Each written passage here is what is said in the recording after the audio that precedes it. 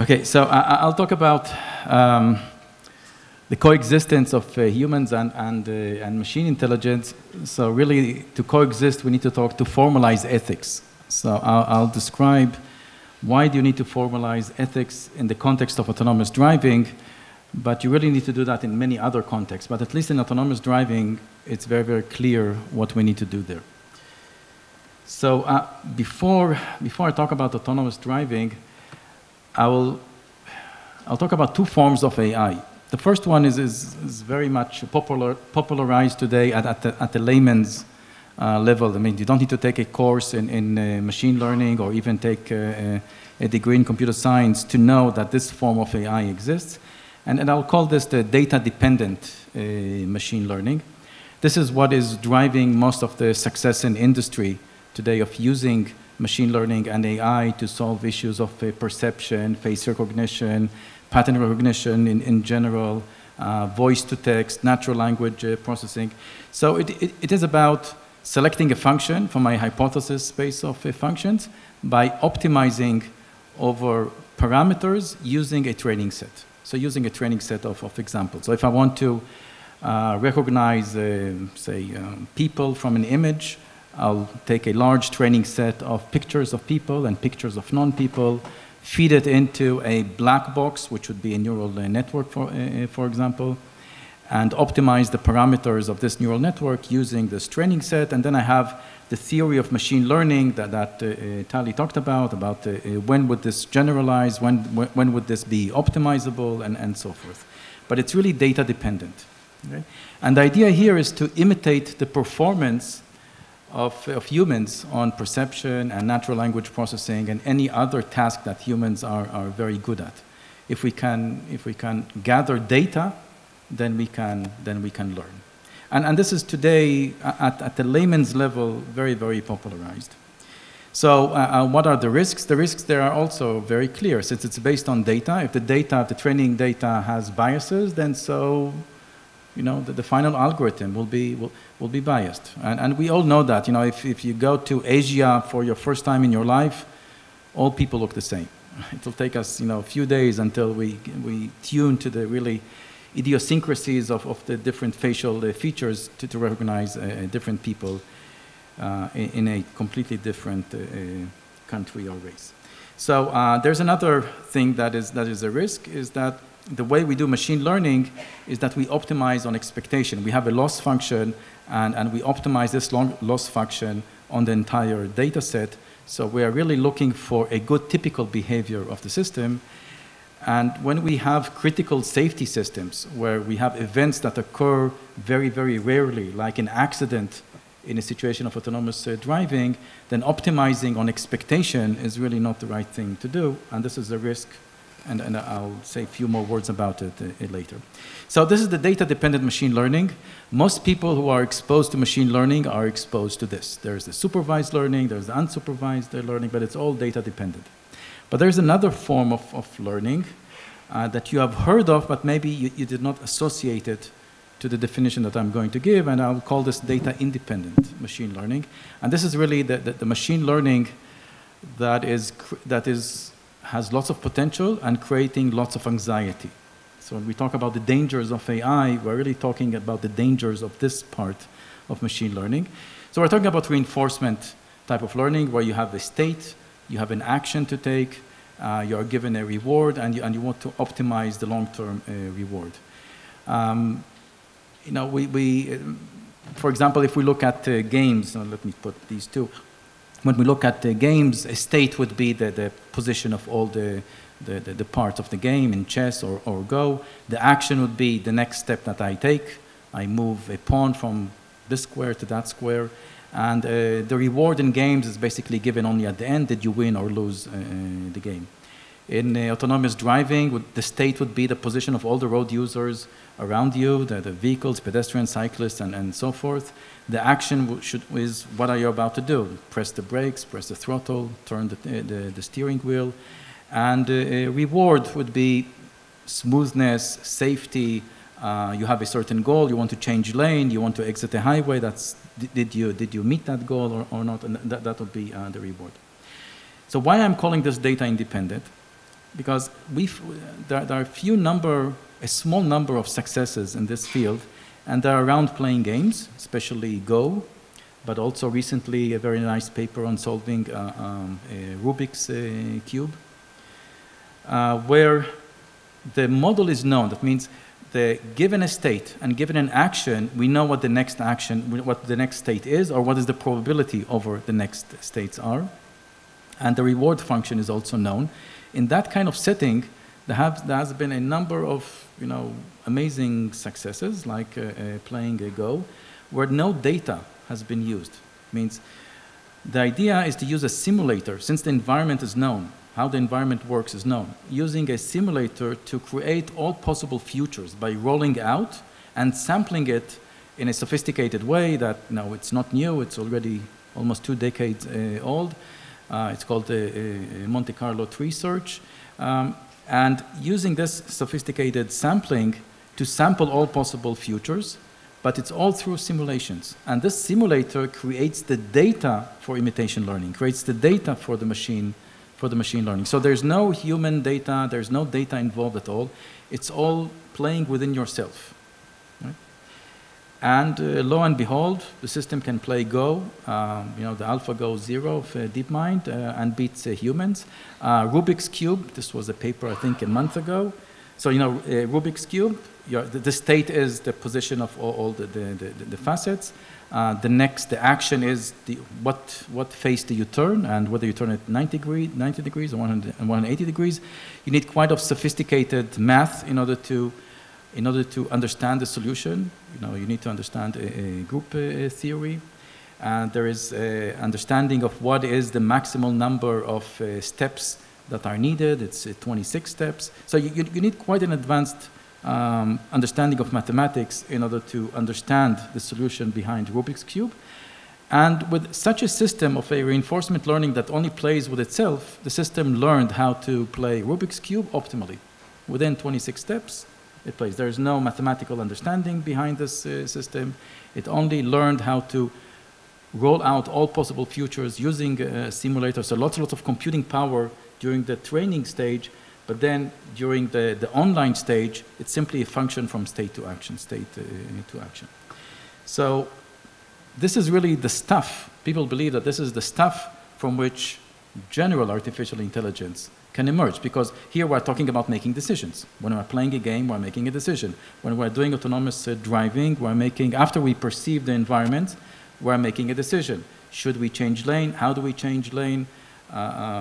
What is our strategy ahead? How do we implement the tactics? How do we do planning? And so forth. It's all about decision making. And what are the risks? We have no idea what actions are being learned here, because these systems are not designed to imitate humans. Unlike the previous mode of AI, which is data dependent, here there's no data at all. And there were observations, for example, on the game of Go, that the system learned how to play, how to take actions that are not human. A human would not take that action. And there's no reason to assume that it will learn things that humans usually do, because it's not based on imitating humans.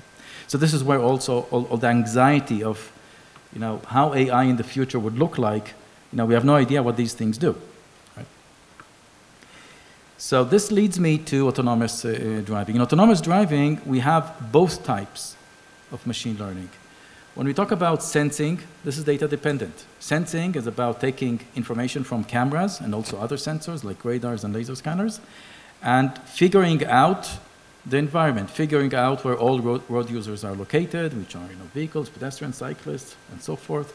Other objects like lanes and semantic meaning associated with the drivable paths, traffic lights, traffic signs, all what you need in order to plan ahead. So this is quite sophisticated pattern recognition, and this is data dependent. You train machine learning algorithms, deep networks, in order to take input, which is a video or image, and output the environmental model. So this is really data dependent. There is mapping, which I'll not talk about, and there's the driving policy. The driving policy is about making decisions, exactly like when you play games. You have a state, which is the position of all the road users. You have and then you need to take an action. You either get a reward or don't get a reward, and you need to negotiate with other road users, right? The whole idea of why it is complicated to drive is that there are other road users there, and they have their own behavior. Some of them, drive conservatively, some of them drive assertively, some of them break the law, and so forth. And you need to kind of find your way among them without making accidents and flowing with the flow. So this is where the data-independent learning mechanism, this is exactly like the AlphaGo Zero, it's exactly like the reinforcement learning type of AI is. And this is where also dilemmas, ethical dilemmas and coexistence between machines and humans comes to play. So before I go deeper, let's first see how humans drive, and that will give us some idea of the complication of these things. All right, so this is here in Jerusalem on my way to work. We have a drone that looks at it. This car here would not succeed. It will continue. We're going to fast forward this clip, and you're going to see that this car is going to try to plan and plan and plan and not succeed with planning. This is one of the reasons also we're using Israel as a test bed. The next one also, this is really long-term planning. It's minutes because we're fast forwarding. Eventually, he will succeed in merging, but it's really long time until he will succeed, right? So talk about time as Tali's talk. Right? Let's look finally on another. This really happens. It's not that rare. Look at these two cars, and okay, and this one. See. It happens, right? so really, this negotiation that you need to do is quite complicated. This is why we take driving lessons. This is why it takes a long time to be a good driver. So when we look at this, there is kind of a oxymoron kind of thing. On one hand, you want to drive like a human. You want to be able to put a autonomous car in this kind of environment that you have seen there, and don't block traffic. Move. Right? Don't stop there and wait for others to give you space, because they'll not give you space. If you want to change lane and you turn your turn signal, good luck. No, you have to move, right? So you want to put there an autonomous car that will be able to move as a human. But then on the other hand, you have to guarantee safety. Right? You need to be much more safer than humans, because society, I don't think is acceptable to the notion that computers kill people. Right? People can kill people, that's okay, but computers killing people, that's a new concept. So you have to be much safer than humans, and we're talking about 3 orders of magnitude safer. And this is where machine learning becomes problematic. Remember that I told you that machine learning is to optimize expectation. Expectation is typical behavior. Accident is a rare event. So what does that mean in the context of machine learning? So how do I go and validate something like this, and how do I drive assertively? Because if I drive assertively, I'm raising the probability of entering into an accident. So why machine learning alone becomes problematic? And as I said, because machine learning is about expectations, a typical behavior.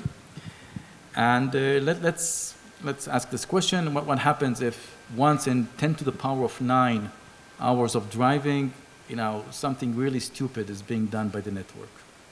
That's something really stupid creates an accident. Okay? So first, how do we find this corner case? So how do we validate, and how do we fix it? So we trained a network that drives very well, and once every 10 to the power of 9 hours of driving, it makes a stupid thing. So how do we use that example to fix my network? And how do we go and find it to begin with? So how much data I need to collect in order to guarantee that it will be at least 10 to the power of 9 hours of driving before something stupid would happen?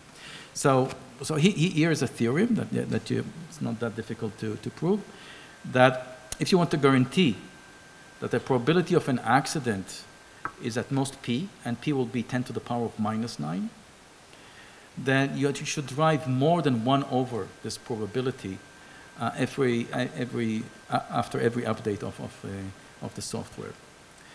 So why 10 to the power of minus 9? So why I chose these numbers, 10 to the power of 9, 10 to the power of minus 9?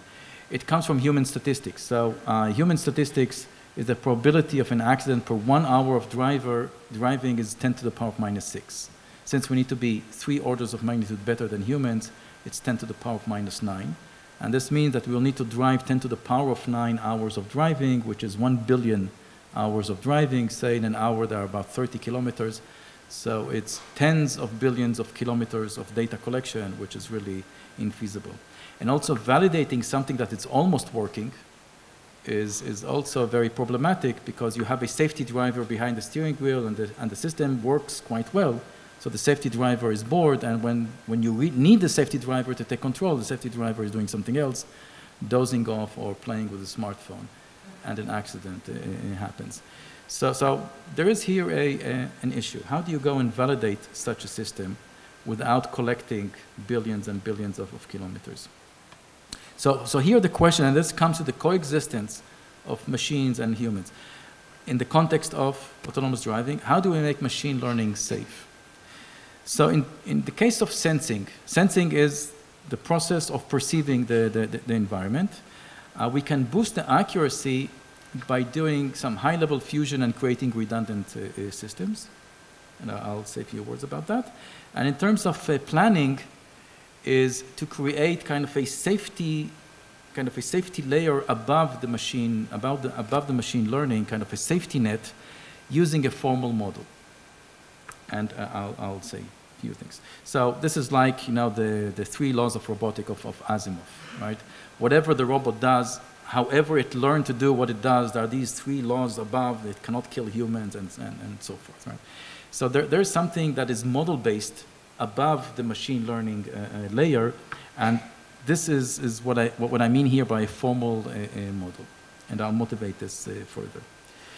So in terms of sensing, if you look about redundant system, let's assume that I can achieve true redundancy. So I have more than one sensor modalities. I have cameras, I have radars and laser scanners. Let's assume that I'm able to do a comprehensive solution from end to end using only cameras, and then I can solve the system using only radars and ladders. Let's assume I can do that, and they're really independent, which they are not, but let's assume that they're really independent. Then this 1 over p becomes 1 over square root of p.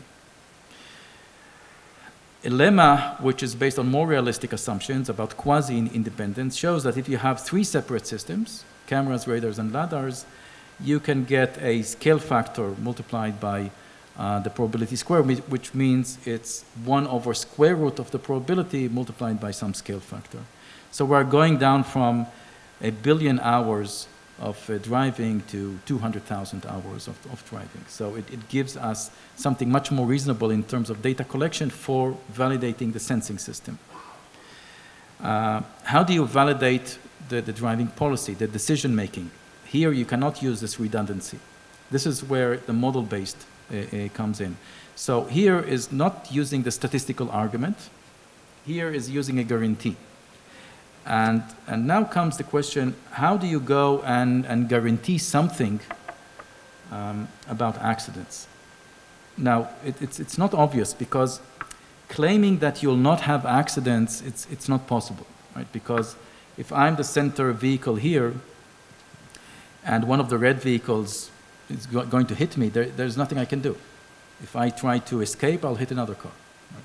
So claiming that that we can have an agent that will never be involved in an accident is not something that we can guarantee. But we can guarantee that you'll never cause an accident. So what we did, and this is a paper that we published together with Shai Shalev-Schwartz and one of Mobileye's employees, Shaked Shama, a formal model which looks very, very ambitious, but eventually it is much, much simpler than that. So we told ourselves, let's try to take the common sense of human driving and create a formal model around it. So it seems impossible. There's so many parameters going on, so many scenarios that you face when you are driving. How can you go and formalize this in a formal model? Now, the motivation for this is the following.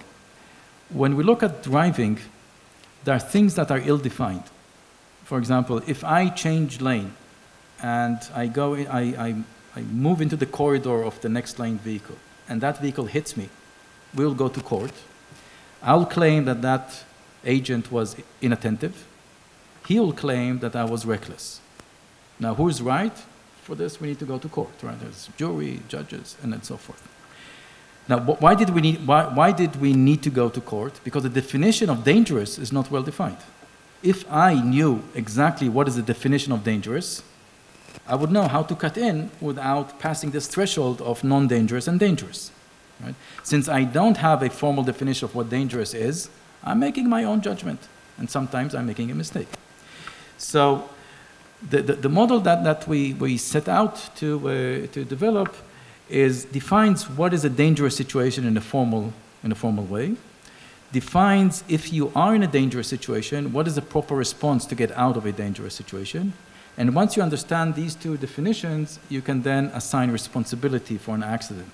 The agent that did not have the proper response when a dangerous situation was upon him is the responsible for the accident. And then you can guarantee, since you know what is dangerous and what is not dangerous, you can guarantee that you'll never get into a dangerous situation. It's a bit more complicated than that, but on a high level, this is it. And it's surprisingly based only on four rules. And we were able to reduce the experience of driving into 4 rules. One, if you are hit from behind, it's not your fault, unless you have a reckless cut-in. So we need to define what it means to have a safe distance, safe longitude and safe lateral distance. Right-of-way is given, not taken. We need to formalize this. And also when there are occlusions, how to be careful, how to handle occlusions, how to handle limited sensing.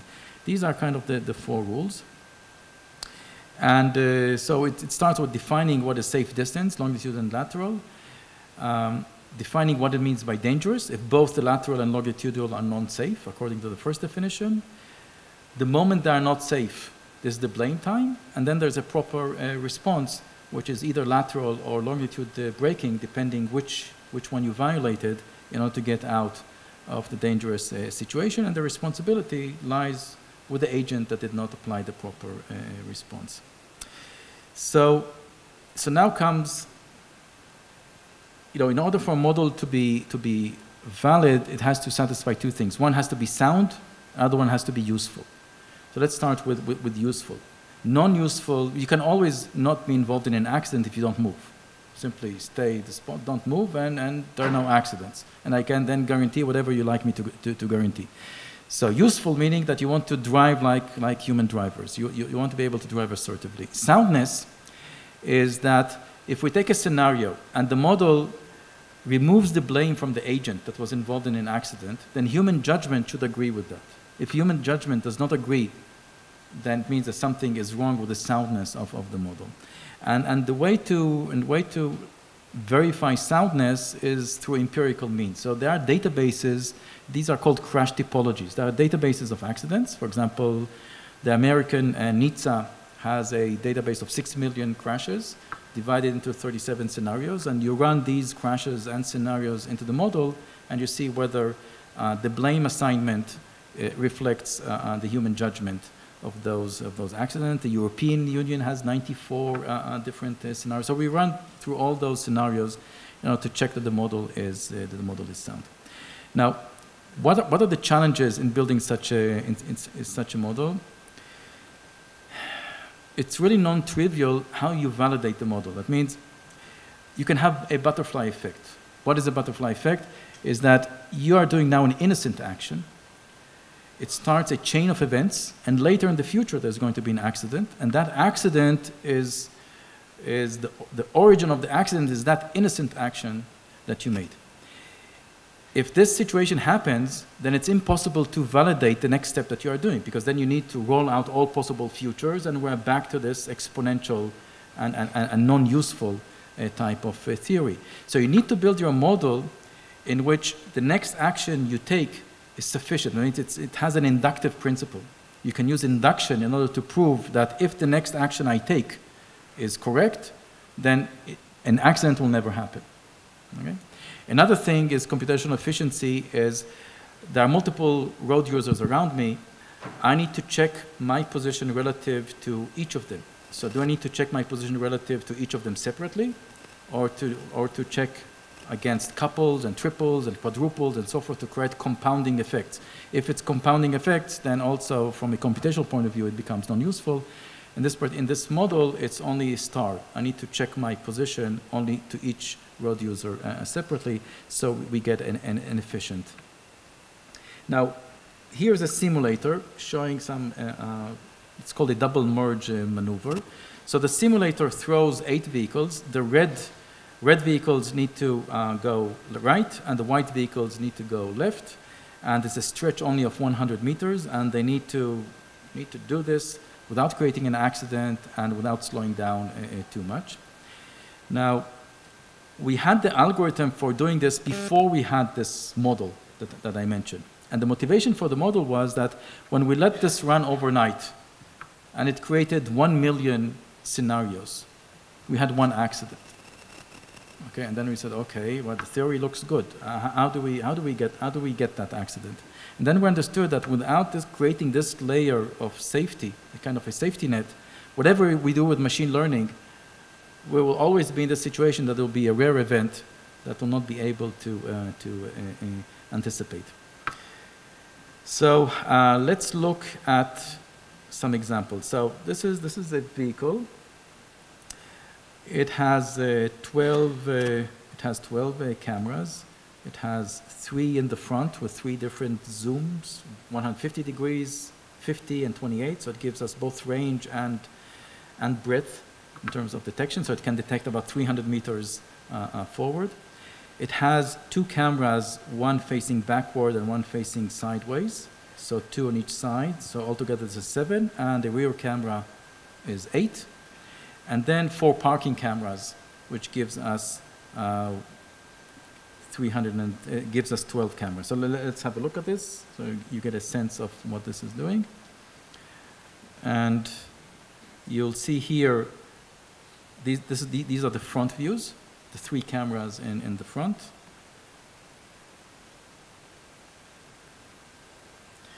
And now you'll see also the 2 cameras, the sideway cameras, and then 2 sideways rear cameras, and then the rear camera itself. And then there are 4 parking cameras. So the 4 parking cameras is fisheye cameras, giving you the immediate proximity around the car. So this gives us 12 cameras. At the moment, there are no radars and laser scanners because we're first building a comprehensive solution only using cameras. So first I'll show you, this was a CNET piece. Came out some time ago. It's a long piece. I cut only 40 seconds out of it. And you'd see how the reporter is kind of amazed at how assertive this thing looks like. So let's... Welcome to Jerusalem, home to some of the most aggressive and impatient drivers on the planet, and home to Mobileye, a company acquired by Intel last year for $15 billion. The company's already made some 27 million cars safer with its adaptive safety systems, and now all those cars are helping to make this. It's the company's first fully autonomous car, and we're going for a ride. So here we will activate the system. And so here we can see basically the camera that's looking forward, which is kind of the main interface for the car. We've got bounding boxes defining all the traffic, everything else around us. What you see here is gathering from all the cameras around the car, okay, and making it a 3D, accelerated a little bit. You may wonder why. The reason, and then we brake. Now this guy's not going to let you in, and we will push our way. Okay. That's so pretty aggressive. The thing is that we have a right balance between being aggressive and being safe. So we make this push like this, and then we sense he didn't let us go. Okay, so we let him go, but the initial push signaled to other drivers that we want to go, and then we will find the right moment to go. That was a little bit scary at times, as rides in autonomous cars these days can be, but honestly, that the car drives in an aggressive way was weirdly reassuring. It's also really interesting that the car relies... Okay.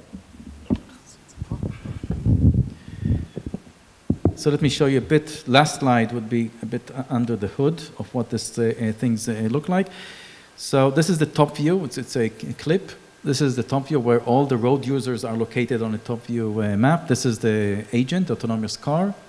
This is the images from the front view and rear view. These are the sides, the rear and the sides on the front. And we are on a lane. This is merging from the university, from Givat Ram back into Begin. And this lane is going to end. So now you must be assertive, because if you're not assertive, the lane ends and then you are stuck. Right? So you have to be assertive. It's not a choice to be made. And let's look what happens here. So see that now it's very, very dense traffic, and it is moving along with the flow, and it's making decisions which cars to give way and which cars to take way. So it's going to make a decision that this car we're going to take way. And look what happens. Right, it will take way. You can see the car here. Now, notice that following thing. In dense traffic, you cannot assume that when you go squeeze into another lane, you cannot assume that all cars will continue at the same speed. The car behind you must slow down, right? In Israel, at least, right? You must slow down, right? Because without it, you cannot merge. And this is why this theory of what dangerous is, without it, you don't know, should I squeeze in? Is the car slowing down and makes my maneuver reckless or not? But you have to have a theory of what is dangerous and what is not dangerous. Otherwise, you cannot be assertive. Since I'm running out of time, I'll skip this one and I'll go to another one. This is something you see only in Israel. You are going to see a tractor. Here, there's going to be a tractor driving about 40 kilometers slower than everyone else. And then this means that everyone tries to escape. This car behind, which is this one here, now is trying to move. So the autonomous car gave way to some vehicles, but it decided not to give way to this vehicle, right? And it moves in, had to slow down, and it's moving. Okay? Last one is show how you hug a lane before you change lane. Again, there's a slow vehicle here. The car decided to change lane, so it's hugging this lane. So it's staying on this lane, signaling to the car behind, I want to get in, right? And then it gets in. Right?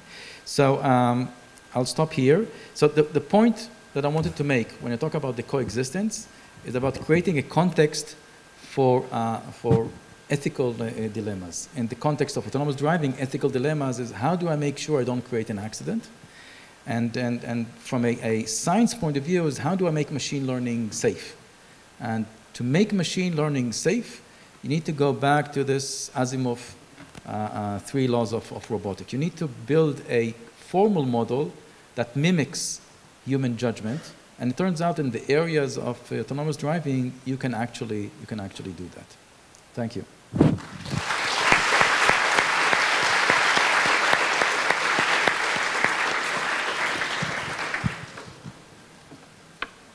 One or two questions. We cannot avoid it now, but later we'll have time. Maybe I can ask you, Amnon, are you not driving anymore? Well, this will be ready 2021, so... 2021? Yeah, so we're still driving. Okay. One more question. Shimon, yeah.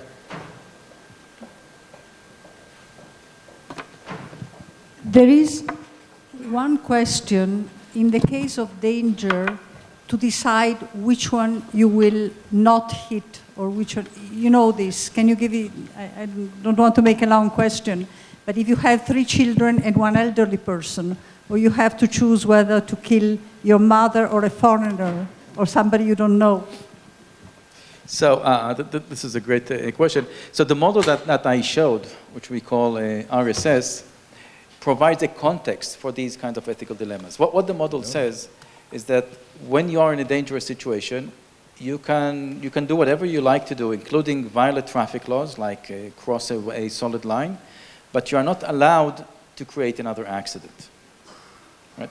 And the reason that you're not allowed to create another accident is that we claim that your decision-making about the severity of an accident is subjective. So say, for example, I know that the car is going to hit me, And I tell myself, well, if I'm going to hit another car to escape this accident, overall the damage would be lower. But what I'm not aware of, that there is a baby in the back seat of that other car. So we don't have the parameters to make these decisions properly. Therefore, our model does not allow you to create an accident. But now, a regulator can come and say, okay, I'm willing to play God. I'll decide when you're allowed to make another accident. And under certain conditions, you can, in order to escape an accident, create another accident. And then you can use blame transitivity. The blame would not fall on you, will fall on the agent that created, that started this chain of events. But in our model, we don't allow it, and we leave it to regulators to come and force us to do this, because no one wants to play God, not us, eventually. Thank you very much. Thank you. Thank you very much.